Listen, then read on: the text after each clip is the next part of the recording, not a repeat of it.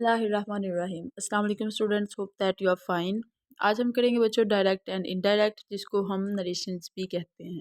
तो कम्प्लीटली हम इसे कवर करेंगे। आज पार्ट 1 में इसका इंट्रोडक्शन और चेंजेस का फर्स्ट पार्ट करेंगे। तो सबसे पहले शुरू करने से पहले कुछ चीज़ें याद रखिएगा और समझ लें।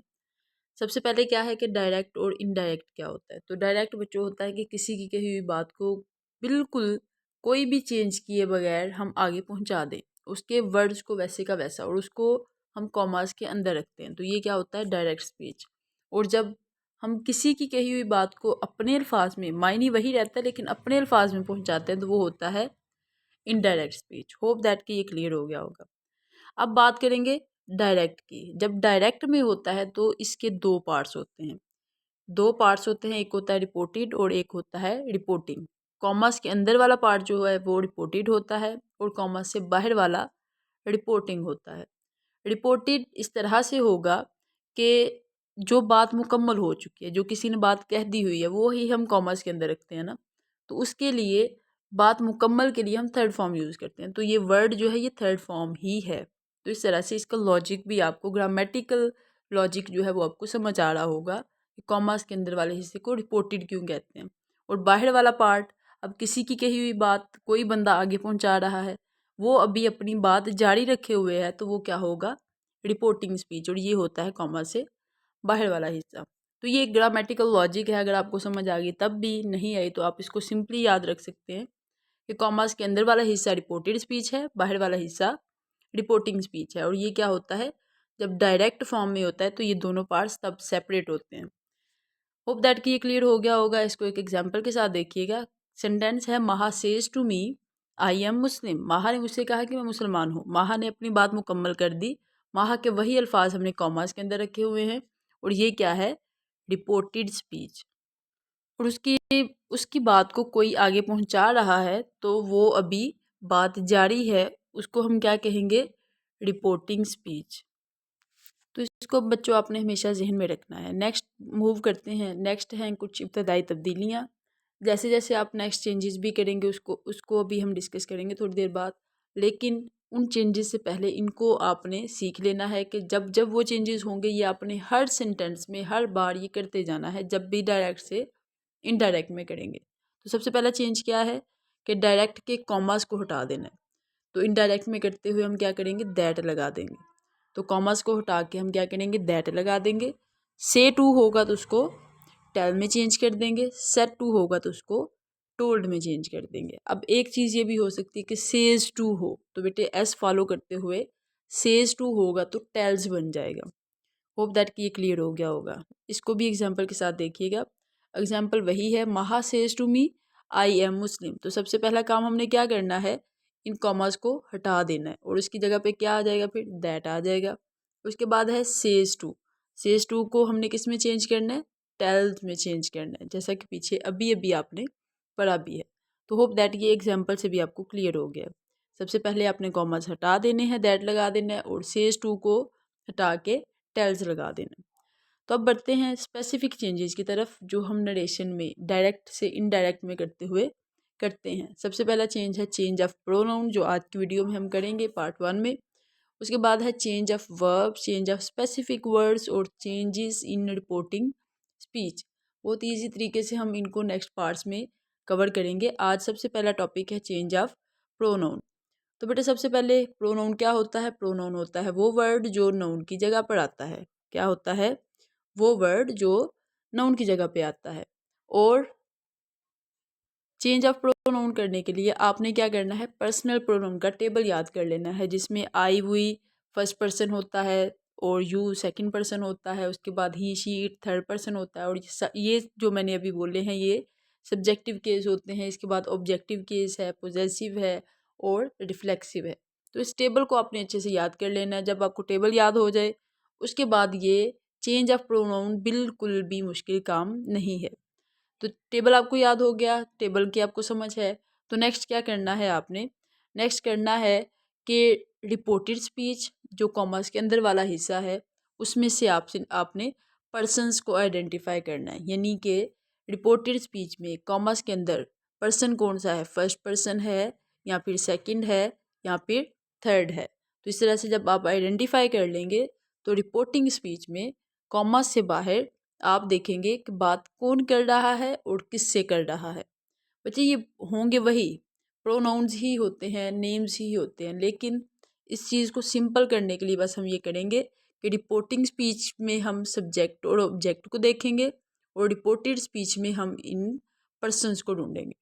तो होप दैट ये क्लियर हो गया होगा। एक दफ़ा फिर से देखिएगा क्या करना है। आपने रिपोर्टेड स्पीच में आपने पर्सन्स को ढूंढना है और रिपोर्टिंग स्पीच में आपने सब्जेक्ट और ऑब्जेक्ट को ढूंढना है। जब आपने ये कर लिया तो आपने देखना है अगर फर्स्ट पर्सन हो, कॉमर्स के अंदर अगर फर्स्ट पर्सन हो तो उसको आपने रिपोर्टिंग स्पीच में सब्जेक्ट के अकॉर्डिंग चेंज कर देना है। उसके बाद अगर सेकंड पर्सन हो तो उसको ऑब्जेक्ट के अकॉर्डिंग चेंज कर देना है। अगर थर्ड पर्सन हो, ही शीट वाला पर्सन हो, तो उसको आपने चेंज नहीं करना। तो इस तरह से SON क्या बन जाता है, ये बन जाता है सन।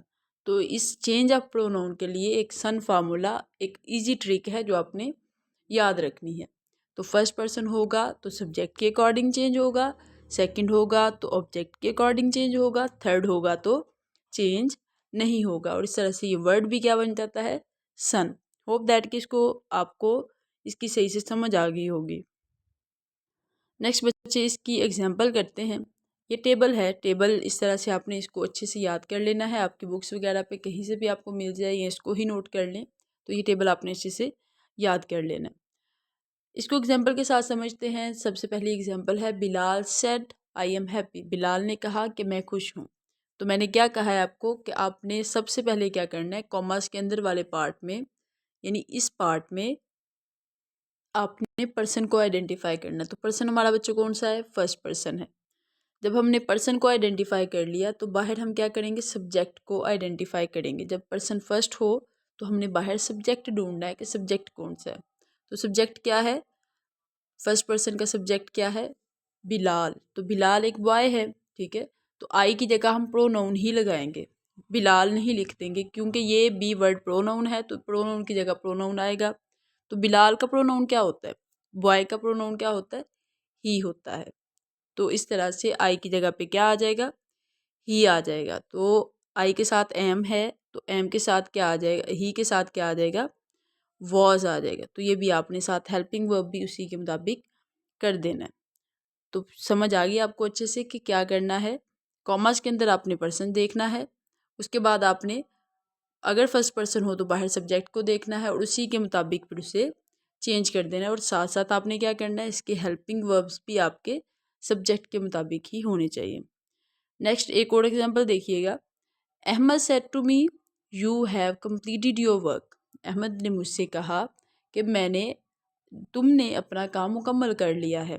तो सन फार्मूला के अकॉर्डिंग जब कॉमर्स के अंदर सेकंड पर्सन हो तो उसको बाहर जिससे बात हो रही हो, ऑब्जेक्ट हो जो, उसके अकॉर्डिंग हमने चेंज करना है। तो ऑब्जेक्ट क्या है, मी। तो यू भी एक प्रोनाउन है और यू की जगह फिर से हम प्रोनाउन लगाएंगे। तो मी का प्रोनाउन सब्जेक्टिव केस में क्या हो जाएगा, आई हो जाएगा। तो इसी तरह से आगे यू भी, यूर भी है तो यूर को भी हम क्या कर देंगे, माय में चेंज कर देंगे। यू को आई में और यूर को माय में चेंज कर देंगे। तो होप दैट कि आपको क्लियर हो गया होगा। बेटे इसकी आपने बार बार प्रैक्टिस करनी है, इसके ग्रामेटिकल लॉजिक समझने हैं और इसको अपनी उर्दू ज़ुबान में ट्रांसलेट करके समझेंगे तो आपको ज़्यादा आसानी हो जाएगी। तो होप दैट ये एग्जांपल्स आपके लिए फ़ायदेमंद रही होंगी। अब है एक छोटा सा टेस्ट ताकि आपको पता चल जाए कि आपको कितनी समझ आई है। तो ये है एक स्टेटमेंट, कुछ और स्टेटमेंट्स होंगी, हम इनको डिस्कस करेंगे। सबसे पहली स्टेटमेंट है Ahmed says to me I am going to the market. Ahmed ने मुझसे कहा कि मैं अहमद मुझसे कहता है कि मैं मार्केट जा रहा हूँ। तो सबसे पहले आप देखिएगा जल्दी से कि कॉमर्स के अंदर पर्सन कौन सा है। कॉमर्स के अंदर पर्सन है फर्स्ट, और फर्स्ट पर्सन होगा तो बाहर हमने क्या करना है, बाहर हमने सब्जेक्ट देखना है। और सब्जेक्ट क्या है, अहमद है, और अहमद क्या है, बॉय है, और बॉय के लिए प्रोनाउन क्या होता है, ही होता है। तो ऑप्शन कौन सा करेक्ट हो जाएगा, ऑप्शन करेक्ट हो जाएगा A. Ahmed tells me that he is going to the market. Next statement देखते हैं। नेक्स्ट है Fatima says to her he loves his country. तो सन फार्मूला के अकॉर्डिंग जब भी कॉमास के अंदर थर्ड पर्सन हो तो उसको तो चेंज नहीं किया जाएगा, तो बस हम क्या करेंगे, वो जो इब्तदाई तब्दीलियाँ हमने सीखी थी बस वही कर देंगे। तो सबसे पहले हमने इब्तदाई तब्दीलियाँ करते हुए दैट लगाते हुए इसको हमने कौन सा ऑप्शन करेक्ट कर लेना है, ही वाला he. Fatima tells her that he loves his country. तो होप दैट क्लियर हो गया होगा, और साथ साथ करते जाइएगा ताकि आपको खुद आइडिया हो जाए कि आपको कितनी समझ आई है। थर्ड स्टेटमेंट है Hasan says to me you have done a great job. Hasan मुझसे कहता है कि तुमने बहुत अच्छा काम किया। अब कॉमास के अंदर रिपोर्टेड स्पीच में जब पर्सन सेकंड हो तो हमने क्या करना है, हमने करना है इसका ऑब्जेक्ट ढूंढना है रिपोर्टिंग स्पीच के अंदर। तो ऑब्जेक्ट क्या है, ऑब्जेक्ट है मी, तो यू की जगह क्या आएगा, राइट ऑप्शन कौन सा है, राइट ऑप्शन है बी। राइट ऑप्शन कौन सा है, बी। तो इस तरह से हमने चेंज ऑफ प्रोनाउन को सीख लिया है। होप दैट कि आपको इनकी समझ आ गई होगी। नेक्स्ट 2 पार्ट्स होंगे और चारों के चारों चेंजेस हम उसमें सीखेंगे। तो बेटे आपने इसको प्रैक्टिस करते जाना है साथ साथ, और इसको लॉजिकली समझना है, फिर आपको अच्छे से समझ आ जाएगी। अगर आप लॉजिकली नहीं भी चीज़ों को लेते तब भी आपने ये जो अभी हमने पढ़ा है इसको अच्छे से मेमोराइज कर लेना है। Best of luck for your exams. अल्लाह हाफिज़।